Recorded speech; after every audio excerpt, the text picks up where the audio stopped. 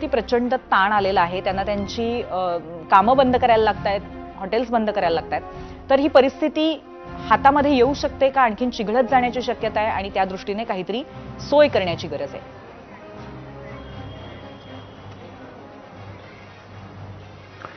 मला असं वाटतं की आपण जर एकूणच तेलाचा पुरवठा आणि गॅसचा पुरवठा याची जागतिक स्थिती जर बघितली तर लक्षात असं येईल की आखाती देश हेच प्रामुख्याने या दोन गोष्टींचे सप्लायर्स जगामध्ये आहेत. भारताचा जर विचार केला तर आपली 85% ही तेलाची आयात बाहेरनं होते. म्हणजेच आपल्या एकूण कन्झम्पशनपैकी 85% आपण आयातीवर अवलंबून आहोत. बरोबर. घरगुती गॅसचा विचार केला तर सुमारे 65% आपण आयातीवर अवलंबून आहोत आणि कमर्शियल एलपीजीचा विचार केला तर आपण 50% अवलंबून आहोत. आता हे युद्ध सुरू झाले आणि जे सप्लाय करणारे देश आहेत प्रामुख्याने त्यांच्याच वर अडचणी निर्माण झाल्यामुळे, त्याचबरोबर इराणनी हॉर्मुझ हे जे काही समुद्रधुनीचा मार्ग आहे तो पण अडचणीत आणल्यामुळे जो काही सप्लाय होण्याची शक्यता आहे तिच्या पण बाधा निर्माण झालेली आहे. याचा विचार करता सगळीकडेच जगभरातल्या बहुतेक सगळ्या देशांमध्येच पुरवठा कमी होणार, किमती वाढणार, ट्रान्सपोर्टच्या किमती वाढणार हे स्वाभाविक आहे.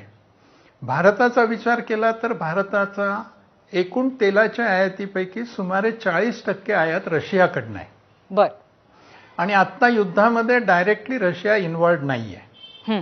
दुसरा फायदा असा आहे आपल्याला की आपण रशियाबरोबर रुपयामध्ये आयात करण्याचं सुद्धा काही ॲग्रीमेंट केलेलं आहे. बर. त्यामुळे आता मेन सुमारे 40% आयातीसाठी तरी आपल्याला रशियावर आता थोडासा आणखीन प्रयत्न करून ही आयातीची मर्यादा थोडी वाढवता येऊ शकते. दुसरा एक मार्ग असा आहे तो म्हणजे हॉर्मुझ ह्या समुद्रधुनीतनं आयात करण्याच्या ऐवजी आणखीन काही पर्यायी मार्गाने आपल्याला आयात करता येऊ शकते का हे बघितलं तर काही डिलिव्हरीज मधल्या प्रॉब्लेम्स हे कमी होऊ शकतात. बरोबर आहे. आणि अशा पद्धतीचा कुठेतरी अशी उपाययोजना केल्याबद्दल सुद्धा खरं तर सरकारने म्हटलेलं आहे की दुसऱ्या मार्गाने आयात करण्याचा प्रयत्न असेल. पण तरी सुद्धा एक भीती अगदी सर्वसामान्यांच्या घरामध्ये, खास करून सगळ्या महिलांना आता या क्षणी सर वाटतेय की घरातला गॅस अचानक बंद तर पडणार नाही का. खरं तर पाईप गॅस ज्यांच्याकडे त्यांच्या, मला असं वाटतं की सगळ्यांना नक्की ही भीती वाटत असणार आहे. कारण किती परिस्थिती चिघळली जाईल आणि कधी तो गॅस बंद होईल, मग काय करायचं, ह्याने जो पॅनिक निर्माण होतोय त्यामुळे मग अचानक रांगा लावा किंवा सिलेंडर्स घरी घेऊन या, ही जी परिस्थिती निर्माण होती त्याची आत्ता खरंच गरज आहे का?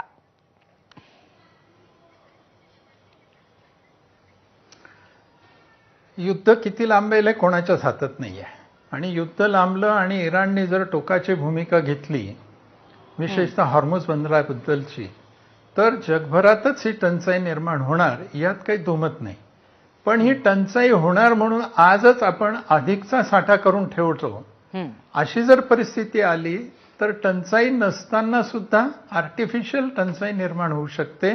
अगदी खरं. म्हणून जे काही सरकार अपील करतंय की घाबरू नका, आपल्या देशाकडे एक स्ट्रॅटेजिक पेट्रोलियम रिझर्व्ह सुद्धा आहे ज्याचा साठा आपल्याकडे विशाखापट्टणम, मंगळूर आणि पाडूर. रशिया आपल्याबरोबर बऱ्यापैकी मित्रत्वाच्या भावनेने वागतो आहे. बरोबर आहे. आणि तिथून आपला 45% इम्पोर्ट आहे. बरोबर. बरोबर. आणि तो वाढवता सुद्धा येऊ शकतो निश्चितपणाने आहे. स्ट्रॅटेजिक. दुसरं आपण काही बरोबर आहे. पण मी पुन्हा एकदा मी हा प्रश्न तुम्हाला विचारण्याचं कारण असं आहे की एनर्जीसाठी मुद्दा असा आहे की काही लोकांना असं वाटू शकतं की आता लगेच इलेक्ट्रिक इंडक्शन वगैरे विकत घ्यायला हवं लगेचच जाऊन.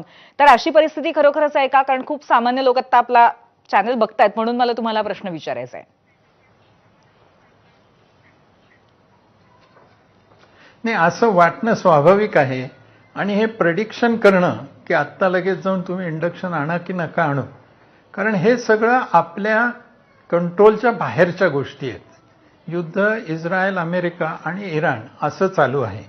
त्यामुळे ते युद्ध थांबावं, त्याच्यात काही ना काहीतरी तोडगा निघावा यासाठी भारत सुद्धा प्रयत्नशील आहे, इतर देश सुद्धा प्रयत्नशील आहेत, कारण सगळ्यांनाच याची झळ पोचते आहे. बरोबर आहे. प्रिकॉशन घेणं आवश्यक आहे. हा. पण म्हणून पॅनिक व्हायला पाहिजे का? तर मला असं वाटतं पॅनिक व्हायला नको आणि आर्टिफिशियल आपण शॉर्टेज निर्माण करूया नको. नक्कीच नक्कीच. एवढा आपण एक सामान्य माणूस म्हणून निश्चित हातभार लावू शकतो. बरोबर आहे, नक्कीच. ही काळजी त्यामुळे सर्वसामान्यांनी घेतली पाहिजे आणि कुठल्याही पद्धतीने आत्ता घरगुती गॅसचा तुटवडा नाही, हे सुद्धा वारंवार आम्ही देखील सांगतोय. आता थोडंसं मोठ्या पातळीवरती विचार करायला गेलं तर सध्या जागतिक अर्थव्यवस्था प्रचंड अस्थिर गेले काही दिवस आहे. त्याचे परिणाम सेन्सेक्सवरती दिसत आहेत.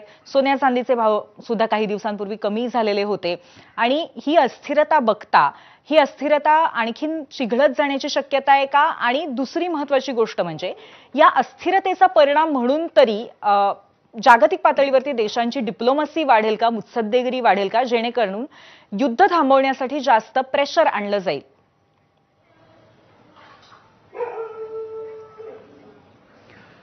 एक असं आहे, काही इंडस्ट्रीला फायदा होऊ शकतो, काही इंडस्ट्रीला तोटा नक्की आहे. उदाहरण सांगायचं झालं तर आत्ता